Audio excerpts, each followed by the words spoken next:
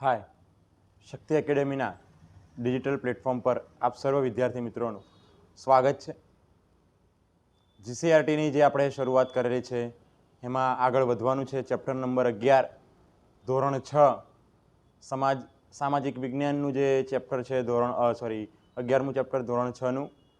એની અંદર આપણે પહેલા બે ભાગ આપણે જોઈ ચૂક્યા છીએ. મેદાનો વિશે, ઉચ્ચ પ્રદેશો વિશે, પર્વતો વિશે આપણે ભણી ચૂક્યા છીએ અને હવે આપણે અહીંયા ભણવાનું છે બીજી અલગ અલગ કેટલીક સ્થળાકૃતિઓ જે છે એના વિશે આપણે અહીંયા આજે ચર્ચા કરવાના છીએ. તો ચલો સ્ટાર્ટ કરી દઈશું. ઉપસાગર કોને કહેવાય છે? તો જો ઘણા વિદ્યાર્થી મિત્રો આની અંદર કન્ફ્યુઝ હોય છે, મૂંઝવણમાં હોય છે કે અલગ અલગ સર કે ભૂગોળની અંદર ઘણું બધું આવતું હોય છે, ઘણી બધી સ્થળાકૃતિઓ હોય છે, જળાકૃતિઓ હોય છે, અને મારે કઈ રીતે સમજવી, કઈ રીતે યાદ રાખવી. તો મિત્રો મેં તમને અગાઉ પણ કીધું હતું કે એનસીઆરટી અને જીસીઆરટી બંને એવી ચોપડીઓ છે સરકાર માન્ય કે જે તમારો પાયો મજબૂત કરે છે. તો પહેલાં તમે પાયાથી શરૂઆત કરશો તો તમને ક્યાંય તકલીફ નહીં પડે, બરાબર? તો આ બધો પાયો છે. ઉપસાગર કોને કહેવાય? જો હવે ઉપસાગર એટલે એને આપણે બે પણ કહીએ છીએ. બે મતલબ કે બે નહીં, એને બે કહેવામાં આવે છે. બે એટલે કે ઉપસાગર. ઉપસાગરને અમુક વખતે આપણે એને ખાડી પણ કહીએ છીએ. ખાડી, ઉપસાગર એટલે કે ખાડી. હવે કોને કહેવાય વ્યાખ્યા આપણે જોઈશું. તો કે સામાન્ય રીતે મહાસાગરના જળ ભાગનો આંશિક ભાગ એટલે ઉપસાગર. તમને એ ખબર હોય કે કલેક્ટર હોય તો એના હાથ નીચે કોણ હોય? ડીવાય કલેક્ટર હોય. મુખ્યમંત્રીના હાથ નીચે કોણ હોય? તો કે ઉપમુખ્યમંત્રી હોય. વડાપ્રધાનના હાથ નીચે ઉપવડાપ્રધાન કે નાયબ વડાપ્રધાન હોય.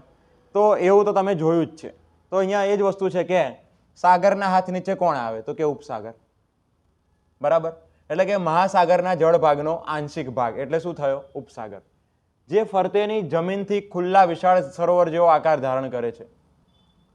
ઉપસાગરો વિશાળ અને નાના કદના હોઈ શકે છે. ભારતમાં બંગાળનો ઉપસાગર તેનું શ્રેષ્ઠ ઉદાહરણ છે. જો હવે એની ફરતે શું હોય? અહીંયા જે ફરતેની જમીનથી ખુલ્લા વિશાળ સરોવર જેવો આકાર ધારણ કરે છે. મતલબ કે એની આજુબાજુ શું હોઈ શકે છે? જમીન હોઈ શકે છે. જો તમને એક વાત કરી દઉં કે મહાસાગર હોય એ કોઈ પણ દિવસે એ જમીનથી જોડાયેલો ના હોય. મહાસાગરની આજુબાજુ જમીન હોય નહીં, પણ સાગર કે ઉપસાગર હોય તો ત્યાં જમીન હોઈ શકે છે. જો અહીંયા હું તમને એક મસ્ત ઉદાહરણથી સમજાવું કે આ છે આપણો ભારત દેશ અને અહીંયા તમે જોઈ શકો છો કે આ બંગાળાની ખાડી અહીંયા આવેલી છે. જો આ બંગાળાની ખાડી છે અને અહીંયા તમે જોઈ શકો કે અરબ સાગર આવેલો છે. જો હવે આ શું થયું? એક બાજુ અહીંયા આ સાગર થયો અને આ બંગાળાની ખાડી એટલે કે બંગાળાનો ઉપસાગર થયો. એટલે બંને કેવા થયા? સેમ થયા, બરાબર ને? આને આપણે સાગર કીધો અને આને કીધો ઉપસાગર. તો એક બાજુ સાગર છે તો એક બાજુ ઉપસાગર છે. અને તમે જો બંને ક્યાં અડેલા છે? બંનેની સરહદ અહીં જમીને અડેલી છે. જે અરબ સાગર છે એ ભારતના પશ્ચિમ કિનારે અડે છે અને જે બંગાળની ખાડી છે એ ભારતના પૂર્વ કિનારે ટચ થાય છે, બરાબર ને? તો બંને જમીન સાથે કનેક્ટેડ છે, જમીન સાથે જોડાયેલા છે. એટલે ઉપસાગર અને સાગર બંને જમીન સાથે જોડાયેલા હોય. પરંતુ આના નીચે તમે આવશો ને એટલે આ આવી ગયો મહાસાગર, હિન્દ મહાસાગર. તો એ આવા કોઈ મોટા ખંડીય પ્રદેશથી જોડાયેલા હશે નહીં. જો કે આની અંદર ટાપુઓ હશે તો ટાપુના આપણે જમીન તરીકે ના વ્યાખ્યાયિત કરી શકાય, મતલબ મોટા દેશ કે મોટા ખંડ તરીકે વ્યાખ્યાયિત ના કરી શકાય. એક મોટો મહાસાગર છે ને એમાં ઘણા બધા ટાપુઓ તો આવી શકે છે ભાઈ.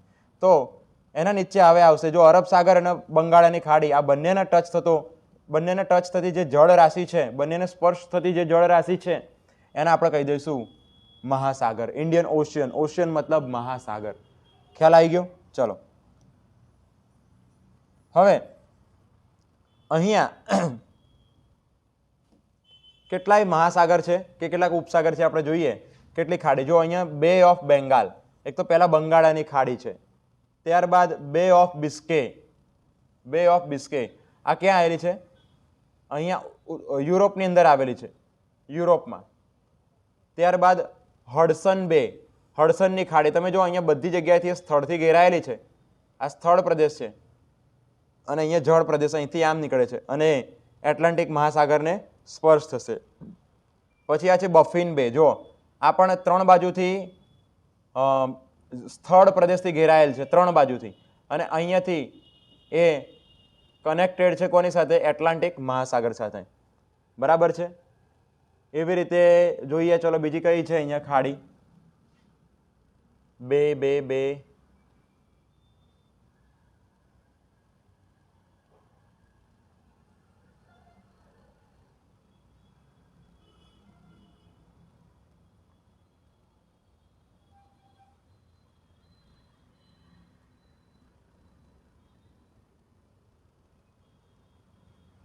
ઓહો, તો બધી જગ્યાએ છે નહીં, માત્ર આપણને 3 જ ઉપસાગર મળ્યા છે. 3 ઉપસાગર મળ્યા, 2 એટલે કે 3 ખાડી મળી, હડસન, બિસ્કે અને બંગાળ. આવી રીતે તો યાદ પણ રહી જાય. ચલો હવે વધીશું આગળ કે મિત્રો અખાત કોને કહેવાય? જો હવે આપણે હજુ શરૂઆત જ કરી હોય ગુજરાતનું ભૂગોળ વાંચવાની, તો તમને 2 અખાત જોવા મળશે, એક કચ્છનો અખાત અને એક બીજો ખંભાતનો અખાત. તો અખાત એટલે શું? આપણે અખાત તો વાંચ્યું હશે ઘણી વાર, પરંતુ આપણને એની જો વ્યાખ્યા ખબર ન હોય તો પછી કંઈ કામનું નથી. ચલો જોઈએ એની વ્યાખ્યા શું કહેવાય. કે જ્યારે કોઈ જળ વિસ્તાર 3 બાજુથી, જ્યારે કોઈ જળ વિસ્તાર 3 બાજુથી ભૂમિથી ઘેરાયેલ હોય તો તેને અખાત કહેવાય છે. ઉદાહરણ તરીકે ખંભાતનો અખાત અને કચ્છનો અખાત. મતલબ કે એની 3 બાજુ, કોઈ જળ વિસ્તાર છે તો એની 3 બાજુ જમીનથી ઘેરાયેલી હોવી જોઈએ, ભૂમિ હોવી જોઈએ, 3 બાજુથી ઘેરાયેલ હોવી જોઈએ. ચલો હવે અહીંયા તમે જો, આ ગુજરાતનું અહીંયા આપણે મારા મેપ દોરવો પડશે.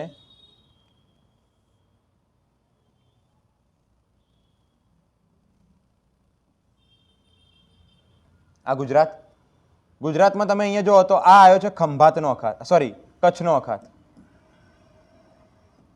કચ્છનો અખાત, અને અહીંયા આવ્યો છે ખંભાતનો અખાત. કચ્છનો અખાત અને ખંભાતનો અખાત. હવે આ જે કચ્છનો અખાત છે એ આ 3 બાજુથી જમીન, એક પહેલી બાજુ, બીજી બાજુ અને આ ત્રીજી બાજુ, જો 3 બાજુથી જમીનથી ઘેરાયેલો છે, 3 કિનારાઓ એને અડે છે. અહીંયા ઉપર કચ્છ જિલ્લો આવી જાય, અહીંયા જામનગર, દેવભૂમિ, દ્વારકા એ જિલ્લા આવી જશે, અને અહીંયા 3 બાજુથી એ જમીનથી ઘેરાયેલ હોય તો આપણે એને અખાત કહીશું. એટલે કે જે જળ વિસ્તાર, મતલબ કે આટલો જે જળ વિસ્તાર છે અહીંયાનો, આ જળ વિસ્તાર 3 બાજુથી જમીનથી ઘેરાયેલો છે, બરાબર, 1 2 અને 3, એટલા માટે આપણે એને કહીશું અખાત. એવી જ રીતે ખંભાતનો અખાત અહીંયા છે ભાવનગર, અમદાવાદ, બોટાદ, પછી અહીંયા ખેડા, આણંદ, સુરત, ભરૂચ, વડોદરા, એ બધા જિલ્લાઓ અહીંયા આવી જાય છે. એટલે આ પણ 3 બાજુથી ઘેરાયેલ છે, એટલા માટે આપણે એને કહી દઈશું અખાત. ચલો આગળ વધીશું.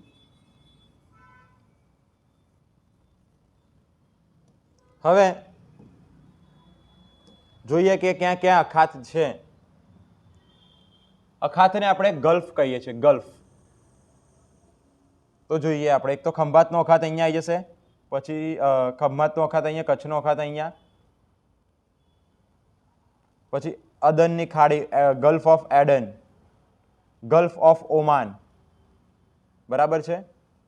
ગલ્ફ ઓફ એડન એટલે કે અદનનો અખાત અહીંયા આવી ગયો, પછી ઓમાનનો અખાત અહીંયા આવી ગયો, પછી બીજો કયો અખાત છે ચલો જોઈએ આપણે, ગલ્ફ ઓફ અલાસ્કા, અલાસ્કાનો અખાત અહીંયા છે, અલાસ્કા, ગલ્ફ ઓફ અલાસ્કા.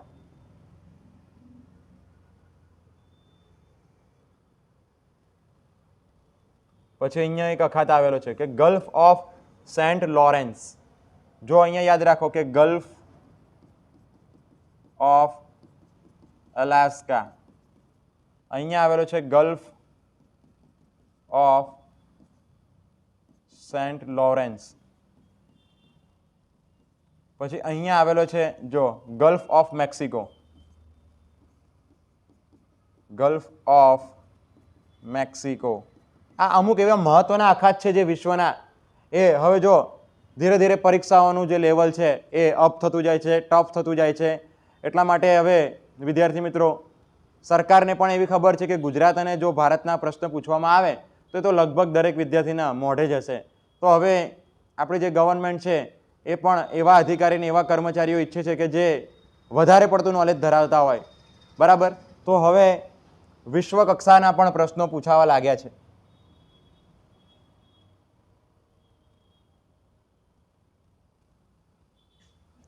ત્યારબાદ હવે જોઈએ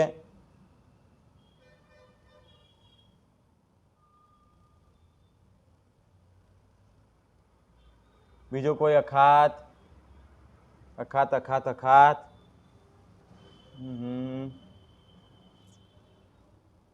બીજો કોઈ આપણને દેખાતો નથી. તમને દેખાય તો તમારે મેપમાં જોઈ લેવાનું. બરાબર. તો હવે આપણે 4-5 અખાત તો જોઈએ. એક તો gulf of Alaska, gulf of Mexico, પછી ગલ્ફ ઓફ સેન્ટ લોરેન્સ, પછી gulf of Eden, gulf of Oman, પછી ગલ્ફ ઓફ ખંભાત અને ગલ્ફ ઓફ કચ્છ. તો આવા 5-6 અખાત જે છે એ આપણે યાદ રાખવા જેવા છે. ચલો વધીશું આગળ. હવે ભૂશીર કોને કહેવાય? ભૂશીર. ભૂશીરનું નામ છે કેપ. હવે કેપ નામ આવ્યું ને તો કેપ એટલે ટોપી થાય. બરાબર. હવે કેપ નામ આવ્યું ને તો મને એક ઇતિહાસ યાદ આવી ગયો. કયો ઇતિહાસ? તો કે વાસ્કો દ ગામા જે હતો એ ભારતની શોધ કરવા નીકળ્યો હતો. તો શોધ કરતા કરતા કરતા એ આમથી સાઉથ આફ્રિકા પહોંચ્યો હતો અને સાઉથ આફ્રિકાની અંદર આવેલા કેપ ઓફ ગુડ હોપ નામના સ્થળે તે પહોંચ્યો હતો. આવું ઇતિહાસની અંદર આપણને જાણવા મળે છે કે કેપ ઓફ ગુડ હોપ એટલે મને પણ પહેલા જ્યારે શબ્દ મેં જ્યારે પહેલી વાર વાંચ્યો ત્યારે મને એમ થતું હતું કે આ કેવો અટપટો શબ્દ છે, કેપ ઓફ ગુડ હોપ. મતલબ બધું ભેગું થઈ જાય, મિક્સ થઈ જાય. બરાબર. અને આજે આપણે એનું મહત્વ સમજીએ કે શું છે, કેમ એને કેપ કહેવાય છે. કેપનો મતલબ ગુજરાતીમાં શું થાય? તો કે ભૂશીર. ભૂશીર એટલે કે ભૂમિનો લંબાત્મક છેડો. ભૂમિનો કેવો છેડો? લંબાત્મક, લાંબો છેડો કે જે જળ ભાગમાં ફેલાયેલ હોય છે, જેને સમુદ્ર રેખા તરીકેની સંજ્ઞા પણ આપી શકાય છે. દાખલા તરીકે કન્યાકુમારી જે ભારત અને Cape of Good Hope Africa. જો મતલબ કે એક જમીનનો એવો છેડો હોય કે મતલબ પહેલા અહીંયા જાડો હતો, પછી ધીરે ધીરે ધીરે ધીરે એકદમ પાતળો પાતળો થતો થતો આગળ વધ્યો હોય. બરાબર. એટલે જેમ આપણે પેલી મૂછ નહીં આવતી કે અહીંયા જાડી હોય પછી આમ કરો એટલે ઉપર જતા જતા પાતળી થાય. બરાબર. એવી જ રીતે આનો જે જમીનનો છેડો છે એકદમ પાતળો થતો જાય છે અને જળ ભાગની અંદર આમ ફેલાતો જાય, ધીરે ધીરે ધીરે ધીરે આમ સાંકડો થતો જતો હશે. તો આપણે એને કહી દઈશું ભૂશીર, કેપ. ચલો અહીંયા જુઓ કે આ છે કેપ પોઈન્ટ. જો આ કેપ ઓફ ગુડ હોપની તમને વાત કરું ને, સાઉથ આફ્રિકા, એમાં અહીંયા આવ્યું છે કેપટાઉન. તેનું એક શહેર છે, એનું નામ જ એવું છે કે કેપટાઉન. બરાબર. હવે કઈ રીતનું છે અહીંયા જુઓ કે આ ભાગ અહીંયા થોડો જાડો છે અને ધીરે ધીરે ધીરે ધીરે તમે જોઈ શકો છો કે એકદમ સાંકડો સાંકડો થતો જાય છે. એટલા માટે આને શું કહીશું આપણે? કેપ. કેપ એટલે કે પોઈન્ટ પણ કહી શકાય. કેપ પોઈન્ટ એટલે કે આમ અણીદાર વસ્તુ પણ એને કહી શકાય. એટલે આ થઈ ગયો આપણો કેપ પોઈન્ટ. અને પછી આનું નામ પડ્યું Cape of Good Hope. Cape of Good Hope. બરાબર ને? સારી આશા માટેનું ભૂશીર એમ થાય. હવે કન્યાકુમારીની વાત કરીએ તો તમે જો આ છેડો, આ જે છેડો અહીંયા કન્યાકુમારી આવ્યું અને આ જે છેડો છે ને એના આ રીતનો છે. જો આને હું થોડું ઝૂમ કરીને બતાવીશ ને તો એ આમ થતો જાય છે આમ, અને અહીંયા આવ્યું છે કન્યાકુમારી. બરાબર છે. એટલે ભૂશીર વિશ્વભરમાં 2 પ્રખ્યાત છે, એક તો કેપ ઓફ ગુડ હોપ અને બીજું ભારતની અંદર કન્યાકુમારી. ચલો વધીશું આગળ. હવે ટાપુની વાત કરીશું. ટાપુ કોને કહેવાય? તો કે જે ભૂમિભાગ ચારેય બાજુથી જળ વિસ્તારથી ઘેરાયેલ હોય તેને ટાપુ તરીકે ઓળખવામાં આવે છે. ચારેય બાજુથી માત્ર ને માત્ર શું હોવું જોઈએ? જળ હોવું જોઈએ અને વચ્ચે જમીન હોવી જોઈએ. વચ્ચે જમીન અને આજુબાજુ બધી જગ્યાએ શું હોય? જળ હોય. તો એ જમીનને શું કહીશું આપણે? ટાપુ કહીશું. એટલે કે જે ભૂમિભાગ ચારે બાજુથી જળ વિસ્તારથી ઘેરાયેલ હોય તેને ટાપુ તરીકે ઓળખવામાં આવે છે. ઉદાહરણ તરીકે જો ભારતના ટાપુઓની વાત કરી છે, લક્ષદ્વીપ ટાપુ છે, અંદમાન નિકોબાર ટાપુ છે, શંખોદ્વાર, બેટ દ્વારકા, પિરોટન, નરા બેટ, પિરમ બેટ, શિયાળ બેટ વગેરે વગેરે જે ટાપુઓ છે આવેલા છે.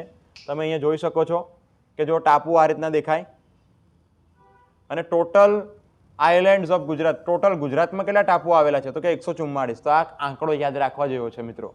જો તમે ગુજરાત પરીક્ષાઓની તૈયારી કરો છો, ગુજરાતની પરીક્ષાઓની, તો 144 ટોટલ ટાપુઓ આવેલા છે. જો આ રીતનું હોય ટાપુ કે વચ્ચે વચ્ચે ટાપુ છે ને આજુબાજુ નકરું જળ છે. તમે કદાચ બાળપણની અંદર એવું સાંભળ્યું હોય કે આજુબાજુ દરવાજા વચ્ચે બેઠા વરરાજા, તો એના જેવું જ છે અહીંયા, આજુબાજુ દરવાજા ને વચ્ચે બેઠા વરરાજા. ઓકે, ચલો હવે જે બેટ આપેલા છે કયા કયા છે અને એ આપણે એનું લોકેશન પણ યાદ રાખવાનું છે મિત્રો. તો પહેલા જોઈએ શંખોદ્વાર બેટ. શંખોદ્વાર બેટ ક્યાં આવે છે તો કે બેટ દ્વારકામાં. અહીં એકદમ નાનો પોઈન્ટ જેવો બેટ દ્વારકામાં આવેલો છે. ત્યારબાદ પિરોટન બેટ. પિરોટન બેટ પણ ક્યાં આવેલો છે તો કે દેવભૂમિ દ્વારકા અને જામનગરની વચ્ચે અને ખંભાતના અને કચ્છના અખાતની અંદર પિરોટન બેટ આવેલો છે. ત્યારબાદ વાત કરીએ નળા બેટ. તો નળા બેટ ક્યાં આવેલો છે તો નળા બેટ આવેલો છે કચ્છમાં. ઘણી વખત આપણને એવું લાગે કે નળા બેટ આવેલો છે બનાસકાંઠામાં, પરંતુ એ ક્યાં આવેલો છે તો કે કચ્છમાં આવેલો છે. પછી બીજું કે પિરમબેટ. તો પિરમબેટ ક્યાં છે તો કે પિરમબેટ આવેલો છે ભાવનગરમાં ખંભાતના અખાતમાં. પછી શિયાળ બેટ ક્યાં આવ્યો છે તો શિયાળ બેટ આવેલો છે અમરેલી જિલ્લામાં. બરાબર ને. તો આવા બધા જે મોસ્ટ આઈએમપી બેટ છે એ પૂછાઈ શકે છે. ચલો વધીશું આગળ. હવે આ એક એવો નકશો આપ્યો છે કે અહીંયા શું છે ભાઈ આ, ઓકે, બધા અલગ અલગ બેટ્સ આપેલા છે. બરાબર, તો એ તમારે જોઈ લેવાના. એક વખત ખાલી નકશો જોઈ લેજો તમે, એમાં તમને ખબર પડી જશે કે કયા કયા બેટ છે. જો અહીંયા મડાગાસ્કર જોઈ શકો તમે, પછી અંદમાન નિકોબાર, લક્ષદ્વીપ, આ બધા બેટ છે. બરાબર ને. ચલો આગળ વધીશું. હવે ખીણ કોને કહીશું આપણે વિદ્યાર્થી મિત્રો? ખીણ જોવાની છે. ખીણ કોને કહેવાય તો કે પર્વતોની હારમાળા. પર્વતોની શું હોવી જોઈએ? હારમાળા. મતલબ કે એક પર્વતની વાત નથી, ઘણા બધા પર્વતો પહેલા તો હોવા જોઈએ. ફર્સ્ટ ઓફ ઓલ શું હોવું જોઈએ? ઘણા બધા પર્વતો. પર્વતોની એક આખી હારમાળા હોય અને એ હારમાળા વચ્ચે આવેલો જે નીચાણવાળો ભાગ હોય, પછી એ ઘેડ પર્વતો અને ખંડ પર્વતોના નિર્માણ વખતે તથા નદી હિમનદીના ઘસારણ કાર્યના પરિણામે ખીણોની રચના થાય છે. દાખલા તરીકે કાશ્મીર ખીણ. જો ફરીથી એક વખત વ્યાખ્યાને સમજીએ. અહીંયા ફૂલ સ્ટોપ આવી ગયો હતો એટલે થોડું બોલવામાં તકલીફ થઈ કે ખીણની આટલી શોર્ટ વ્યાખ્યા છે. પર્વતોની હારમાળા વચ્ચે આવેલો નીચાણવાળો ભાગ. બહુ પર્વતમાળા હોય અને એના પગ તળિયે રમતો જે એક ભાગ કહી શકાય, બરાબર, એને આપણે કહીશું ખીણ. પર્વતોની હારમાળા વચ્ચે આવેલો નીચાણવાળો ભાગ એટલે આપણે એને કહીશું ખીણ. તમે જો અહીંયા પર્વતમાળા છે, એક આ પર્વત, બીજો પર્વત, ત્રીજો પર્વત આ બાજુ, અહીંયા આ પર્વત, આ પર્વત, તો આ પર્વતોની હારમાળા છે અને એના જે નીચાણવાળો જે ભાગ આવેલો છે આ, તો આપણે એને કહીશું ખીણ. બરાબર. હવે અહીંયા તમે જુઓ કે બંને પર્વતો અહીંયા મર્જ થાય છે, ભેગા થાય છે. જો તો આ ભાગ થઈ ગયો ખીણ. હા, પછી તળેટી વસ્તુ અલગ થઈ જાય. તળેટી એટલે એને કહેવાય કે એક પર્વત હોય, બસ એ પર્વત પછી આગળ અહીંયાથી મેદાન શરૂ થતું હોય પછી બહુ દૂર સુધી, તો આટલાથી આટલો જે વિસ્તાર થયો ને તો આને આપણે કહી દઈશું તળેટી. આને તળેટી કહેવાય. બરાબર. પરંતુ આવી જ તળેટી માની લો કે અહીંયા એક પર્વત છે એની જગ્યાએ હવે બીજો પર્વત પણ અહીંયા આવી ગયો, પછી અહીંયા ત્રીજો પર્વત હશે, અહીં ચોથો પર્વત હશે, અને આવી ઘણી બધી તળેટીઓ જે હોય તો પછી એને તળેટી ના કહેવાય, એને કહેવાય ખીણ કહેવાય. કારણ કે ખીણ ક્યાં આવે તો કે પર્વતોની હારમાળા વચ્ચે, અને તળેટી ક્યાં આવે તો કોઈ એક પર્વત હોય ને એના નીચે જે ભાગ આવેલો હોય એને તળેટી કહેવામાં આવે છે. ચલો હવે ઘેડ પર્વત છે, ખંડ પર્વત છે. તો આ પર્વતોના નિર્માણ વખતે તથા નદી હિમનદીના ઘસારણ કાર્યના પરિણામે ખીણોની રચના થાય છે. તો ખીણોની રચના કેવી રીતે થાય છે તો કે ઘસારણ, હિમનદીનું ઘસારણ, ખંડ પર્વતોના નિર્માણ અને ઘેડ પર્વતોના નિર્માણ વખતે નદી તથા હિમનદીના ઘસારણ કાર્યના પરિણામે ખીણોની રચના થાય છે. મતલબ કે માની લો કે અહીંયા માની લો કે હિમનદી હોય અને હિમનદી ધીરે ધીરે ઢસડાતી નીચે આવતી હોય તો અહીંયા એ ઘસારણ કરે છે. બરાબર. પછી માની લો કે આ જે પહાડો છે, જે પર્વતો છે, અને આ પર્વતો ઉપરથી નદી પડે છે, આમ એક વોટરફોલ, એક પાણીનો ધોધ પડી રહ્યો છે, તો ધોધના કારણે પણ ઊંડી ઊંડી ખીણ બનતી જાય છે. બરાબર ને. જનરલી ખીણ તમે જુઓ તો દેશી હિસાબમાં મેં જોયેલું જ્યારે હું પહેલા ધોરણમાં ભણતો હતો ત્યારે ખીણ મતલબ કે આવી રીતે બે પર્વતમાળા આપી હતી અને એનો છેક ઊંડાણવાળો જે ભાગ હતો એને આપણે કહી દઈશું ખીણ. અને અહીંયાથી બધું પાણી આમ આવતું હતું, બરાબર. ચલો,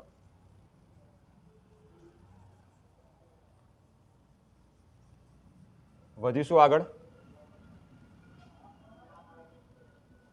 જો ઘણી બધી જે ખીણ આવેલી છે પૃથ્વી પર, વેલી, ખીણને વેલી કહેવામાં આવે છે. વેલી ઓફ ધ 10 પીક્સ કેનેડામાં આવેલી છે. પછી યોઝેમિટ વેલી યુએસએ અમેરિકામાં આવેલી છે. પછી જો આમ વંચાતું નથી, લ્યુશર બ્રુનિન વેલી સ્વિટ્ઝરલેન્ડમાં આવેલી છે. પછી ચિયાન્ટી વેલી ઇટલીમાં આવેલી છે. રોમ્સડેલેન વેલી નોર્વેમાં આવેલી છે. કાશ્મીર વેલી તો આપણા ભારતમાં આવેલી છે. આ નામ જ એવા અટપટા છે ને.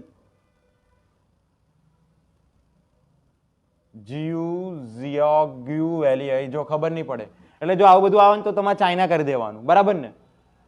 પછી બરૂન વેલી એ પણ ભારતમાં આવેલી છે, સોરી નેપાળમાં આવેલી છે, બરૂન વેલી. પછી હરાઉ વેલી ઇન્ડોનેશિયા. અને કાંગારુ તો તમને ખ્યાલ આવી જ જાય કે ઓસ્ટ્રેલિયા જશે, બરાબર. ચલો, તો આ બધી અલગ અલગ ખીણો આવેલી છે. જો કે ખીણોને લગતા એટલા પ્રશ્નો નથી પૂછાતા, પણ આપણે ખાલી એક ખીણ યાદ રાખવાની, કાશ્મીર ખીણ. ચલો, સામુદ્રધુનિ કોને કહેવામાં આવે છે?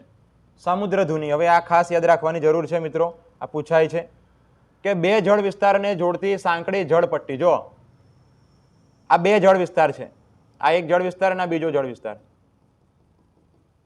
આ એક જળ વિસ્તાર અને બીજો જળ વિસ્તાર. તો આ બે જળ વિસ્તાર થયા. આ બે જળ વિસ્તારને જોડતી સાંકડી પટ્ટી આ પણ જળ વિસ્તારની છે. તો 3 જળ વિસ્તાર થયા. એક પહેલો હતો, આ બીજો, અને આ બંનેને જોડવાનું કામ કોણે કર્યું? ત્રીજો. મતલબ કે આ પતિ પત્નીને જોડ્યા કોણે? પંડિતે જોડ્યા, બરાબર, લગ્ન કરાયા. તો બે જળ વિસ્તારને જોડતી સાંકડી જળપટ્ટીને સામુદ્રધુનિ કહે છે. ખ્યાલ આવી ગયો? સામુદ્રધુનિ કોને કહેવાય? તો કે બે જળ વિસ્તાર હોય, પહેલો જળ વિસ્તાર, બીજો જળ વિસ્તાર, અને બંનેને જોડવાનું કામ કોણ કર્યું? ત્રીજાએ કર્યું. અને ત્રીજા જળ વિસ્તારે જોડવાનું કામ કર્યું. એટલા માટે આપણે એને શું કહીશું? સામુદ્રધુનિ. ઉદાહરણ તરીકે ભારત અને શ્રીલંકા વચ્ચે આવેલી પાલ્કની સામુદ્રધુનિ તમે જોઈ શકો છો કે આ ભારત અને શ્રીલંકા જે છે. હવે ભારત અને શ્રીલંકા, જો વ્યાખ્યાને ખાસ યાદ રાખવાની છે. ભારત અને શ્રીલંકા તો શું થઈ ગયું મિત્રો? સ્થળ થઈ ગયા. અહીંયા કોની વાત કરી છે? જળની વાત કરી છે. તો કયા બે જળને જોડે છે?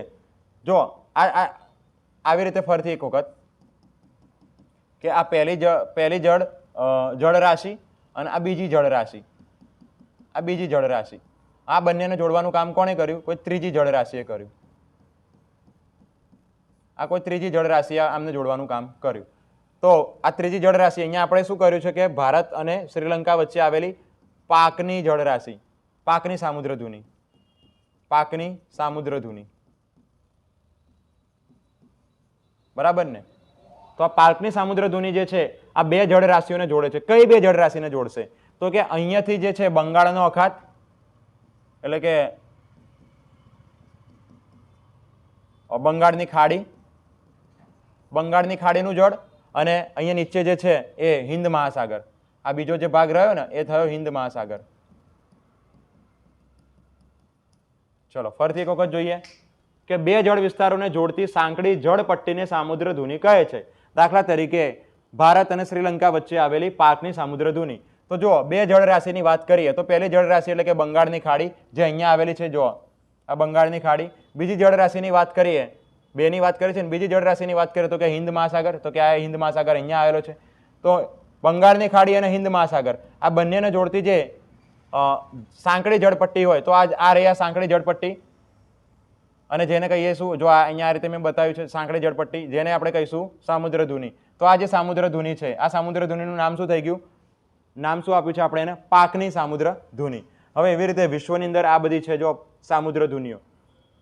ડેનમાર્ક, હવે એને સ્ટ્રેટ કહેવામાં આવે છે. Denmark strait, Danish strait, Hudson strait, Bering strait, Palk strait, Sunda strait, Bass, Cook, Foveaux, Malacca, Makassar, Torres, Korea, Taiwan, Tsugaru strait. તો આવી બધી ઘણી બધી છે સ્ટ્રેટ્સ તમારે યાદ રાખવાની. અને જો તમે ભૂગોળ વાંચતા હોય ને તો તમારી પાસે કોઈ એક એટલાસ બુક હોવી જોઈએ કે જેની અંદર મેપ આપેલા હોય, અને એને તમે જોતા જાઓ અને તમારી નોટ્સને વાંચતા જાઓ તો તમારે એકદમ પરફેક્ટ તૈયારી થશે, મજા આવશે તમને. ચલો હવે વાત કરીશું સંયોગી ભૂમિ. જો હવે અહીંયા વાત કોની કરી છે? સંયોગી ભૂમિ. ઇસ્થમસ એને કહેવામાં આવે છે ઇસ્થમસ. સંયોગી ભૂમિ મતલબ કે આ શું હશે? ભૂમિ હશે કે જે બે જળ રાશિને જોડશે. ચલો એની વ્યાખ્યા જોઈએ કે બે જળ વિસ્તારને અલગ કરતી, સોરી હવે અહીંયા તો જોડવાનું કામ હતું ભાઈ, બે જળ વિસ્તારને જોડતી, તો અહીંયા લગ્ન થતા હતા, આવા આગળ છૂટાછેડા કરાવવાના અહીંયા. તો કે બે જળ વિસ્તારને અલગ કરતી સાંકડી ભૂમિ પટ્ટી. જો જોડવાનું કામ કોણ કરે? તમે એક વસ્તુ વિચારો, આપણો માણસ હોય અને આપણું જ લોહી હોય ને તો આપણને જોડવાનું કામ કરે, બરાબર ને? અપને તો અપને હોતે, બાકી સબ સપને હોતે, બરાબર? તો આપણો જ માણસ હોય તો આપણને જોડવાનું કામ કરશે. તો અહીંયા શું હતું? જો ત્રણે ત્રણ શું હતા? જળ વિસ્તાર જ હતા. પહેલો જળ વિસ્તાર, બીજો જળ વિસ્તાર અને ત્રીજો જળ વિસ્તાર. તો અહીંયા ત્રણે ત્રણ શું હતા? જળ વિસ્તાર હતા, બરાબર ને?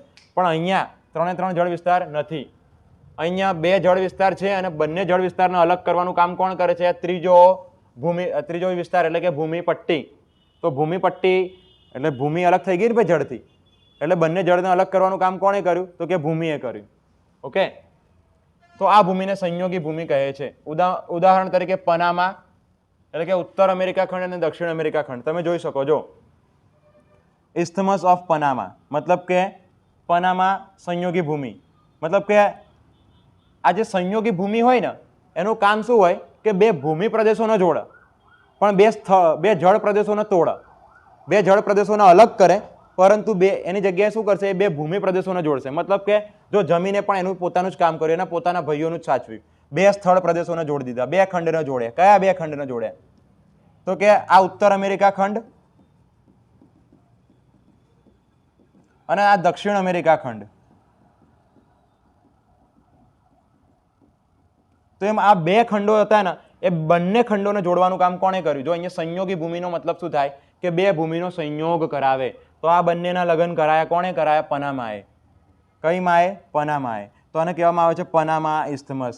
હવે આ બંનેના તો લગ્ન કરાયા પણ એનાથી એને શું કર્યું કે અહીંયા હતો એટલાન્ટિક મહાસાગર અને અહીંયા હતો પેસિફિક મહાસાગર. આ બંનેની મિત્રતા તોડી નાખી, એટલાન્ટિક અને પેસિફિકને જુદા કરી દીધા, બરાબર? હમ જુદા હો ગયે. તો આ બંને મહાસાગરો બે જે ભાઈઓ હતા એમને જુદા કરી દીધા અને આ બંને ભાઈઓને જોડી દીધા, એમ સમજો, બરાબર ને? ચલો એવી રીતે બીજું પણ છે કે જો સ્ટ્રેટ ઓફ જિબ્રાલ્ટર. તો જિબ્રાલ્ટર ક્યાં આવેલી છે? જો આ જિબ્રાલ્ટર જે છે ને એ the Atlantic Ocean to the Mediterranean Sea, મતલબ કે આ જે ભૂમધ્ય સમુદ્ર અને એટલાન્ટિક મહાસાગર આ બંને વચ્ચે જોડાણ એને અટકાવી દીધું, બરાબર ને? તો એ કઈ સ્ટ્રેટ થઈ ગઈ? સંયોગી ભૂમિ જિબ્રાલ્ટર. પછી ઇસ્થમસ ઓફ સુએઝ. જો સુએઝની વાત કરું, સુએઝ સંયોગી ભૂમિ. તો સુએઝ સંયોગી ભૂમિ એ કેવી હતી કે જો આ ભૂમધ્ય સાગર અને આ લાલ સાગર. જો ભૂમધ્ય સાગર અને લાલ સાગર, તો બંને નાના નાના જે સાગરો હતા એ બંને સાગરોને તોડવાનું, બંનેને એકબીજાનાથી દૂર કરવાનું કામ કોણે કર્યું? તો કે સુએઝ નામની સંયોગી ભૂમિએ કર્યું. પછી આ તો એવું થયું હતું કે અહીંયાથી ત્યાં રસ્તો બનાવવામાં આવ્યો કે જેથી કરીને હવે લાલ સાગરમાંથી પણ ભૂમધ્ય સમુદ્રમાંથી પહોંચીને આખા યુરોપ ખંડ સુધી આપણે પહોંચી શકવા સક્ષમ બન્યા છીએ. કારણ કે તમે વિચારો કે અંગ્રેજો અહીંયા પોર્ટુગીઝ દેશ રહ્યો, પોર્ટુગલ, અહીંથી આટલા આવું પછી અહીંથી આમ મડાગાસ્કરથી અહીંયા આવું તો કેટલું લાંબુ પડે. એની જગ્યાએ તમે હવે વેપાર કરો હોય તો સીધા અહીંયાથી આ હડસનની ખાડીમાં જતા રહો, બરાબર? હડસનની ખાડીમાંથી તમે લાલ સાગરમાંથી ભૂમધ્ય સમુદ્ર અને ભૂમધ્ય સમુદ્રમાંથી સીધા યુરોપ. તો આ કેટલું શોર્ટ પડે વિચારો તમે. એટલા માટે સુએઝ નહેર બનાવવામાં આવી હતી. પહેલા સુએઝ નહેર હતી નહીં પરંતુ બનાવી ને તો એનાથી આપણી અર્થવ્યવસ્થા બહુ આગળ વધી ગઈ, બરાબર છે? પછી એવી જ રીતે અહીંયા ક્રા ઇસ્થમસ આવેલી છે. ક્રા ઇસ્થમસ કોના વચ્ચે છે? તો the Malaya peninsula with the rest of the continental South East Asia, બરાબર? તો આ બધી જે સંયોગી ભૂમિ છે એ ખાસ યાદ રાખવાની, અને એમાં ખાસ કરીને પનામા તો પૂછાય જ છે, બરાબર? પછી એક આ સુએઝ એ પણ પૂછાય છે અને જિબ્રાલ્ટર. આ ત્રણ વસ્તુ મોસ્ટ આઈએમપી છે. ચલો આગળ વધીશું હવે કે પેનિન્સુલા એટલે કે દ્વીપકલ્પ કહેવામાં આવે છે એને, દ્વીપકલ્પ. અહીંયા લોગો આવી ગયો છે એટલે તમને નહીં ખ્યાલ આવે, પેનિન્સ્યુલાનો મતલબ થાય છે દ્વીપકલ્પ. દ્વીપકલ્પ. હવે જે ભારતનો ઉચ્ચ પ્રદેશ છે ને ભાઈ, ભારતનો ઉચ્ચ પ્રદેશની આપણે વાત કરી હતી કે ઘણા બધા ઉચ્ચ પ્રદેશ હોય, એની ઉપરની એનું જે શિખર હોય સપાટ હોય, બરાબર, અને એની હાઇટ જે હોય 180 મીટરથી ઊંચી હોય પણ 900 મીટરથી નીચી હોય. ઓકે, અને એનું શિખર કેવું હોવું જોઈએ? સપાટ હોય. તો આપણે એને કહેતા હતા ઉચ્ચ પ્રદેશ, બરાબર ને? તો એવી રીતે ભારતમાં ઉચ્ચ પ્રદેશ આવેલા છે ને, તો એ કેવા? જો ભારતમાં જે ઉચ્ચ પ્રદેશ આવેલા છે ને, મોટા ભાગે કેવા ઉચ્ચ પ્રદેશ છે? તો કે દ્વીપકલ્પ ઉચ્ચ પ્રદેશ. ભારતના જે ઉચ્ચ પ્રદેશ છે, ભારતના ઉચ્ચ પ્રદેશ કેવા છે? તો કે દ્વીપકલ્પીય ઉચ્ચ પ્રદેશ છે. દ્વીપકલ્પીય ઉચ્ચ પ્રદેશ છે. ભારતના જે ઉચ્ચ પ્રદેશ છે એ કેવા પ્રકારના છે? દ્વીપકલ્પીય ઉચ્ચ પ્રદેશ પ્રકારના છે. ઓકે, હવે અહીંયા તમે જોઈ શકો છો કે આખું જે દક્ષિણ ભારત રહ્યું એ કેવું છે? તો કે ડેક્કન પેનિન્સ્યુલા કહેવામાં આવે છે. ડેક્કન, ડેક્કન મતલબ કે દક્ષિણ ભારતનો ઉચ્ચ પ્રદેશ અથવા તો દક્ષિણ ભારતનો દ્વીપકલ્પીય ઉચ્ચ પ્રદેશ.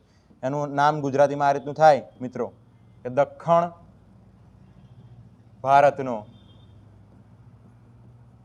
દ્વીપકલ્પીય ઉચ્ચ પ્રદેશ. ચલો, એવી જ રીતે બીજા કયા કયા વિશ્વની અંદર આવેલા છે તમે જોઈ શકો કે ઇન્ડોસીનો પેનિન્સ્યુલા. જો અહીં ચાઇના નહીં કહેવાનું હો, ચાઇનાના કોઈ બીજા રાષ્ટ્ર સાથે કનેક્ટ કરવામાં આવે ને ત્યારે એને ચાઇના નહીં કહેવામાં આવતું, પરંતુ એને સીનો કહેવામાં આવે છે, બરાબર, અથવા તો સાયના કહેવામાં આવે છે. તો ઇન્ડો સાયના પેનિન્સ્યુલા આ પણ એક દ્વીપકલ્પ છે. પછી Arabian peninsula, Horn of Africa, Iberian peninsula, the Balkans પેનિન્સ્યુલા,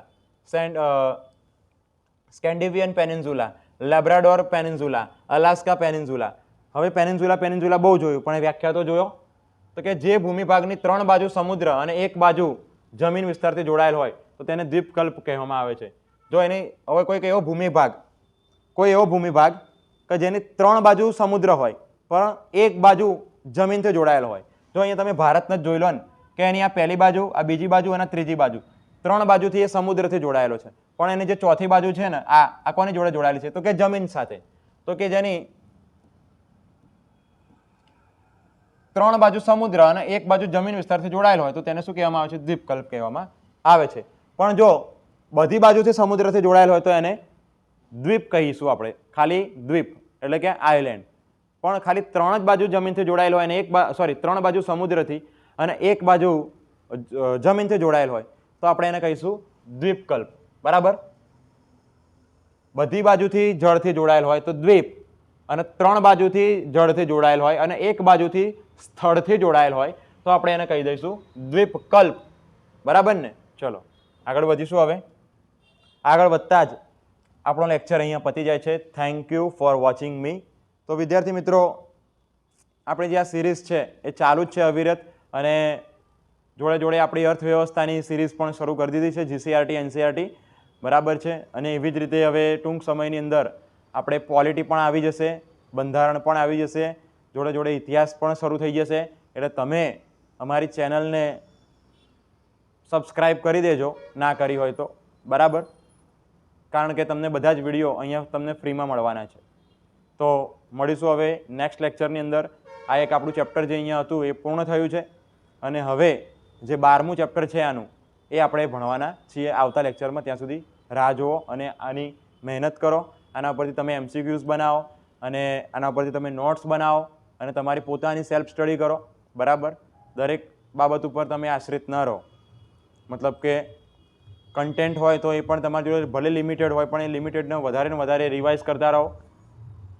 ના ખબર પડે, તમને મૂંઝવતા જે પ્રશ્નો હોય તો એ કોમેન્ટ બોક્સની અંદર તમે મને જણાવો, તો હું નેક્સ્ટ ટાઈમ જ્યારે આવું તો તમારી જે સમસ્યાઓ છે એનું સમાધાન હું કરી શકું એવું કંઈક કરું.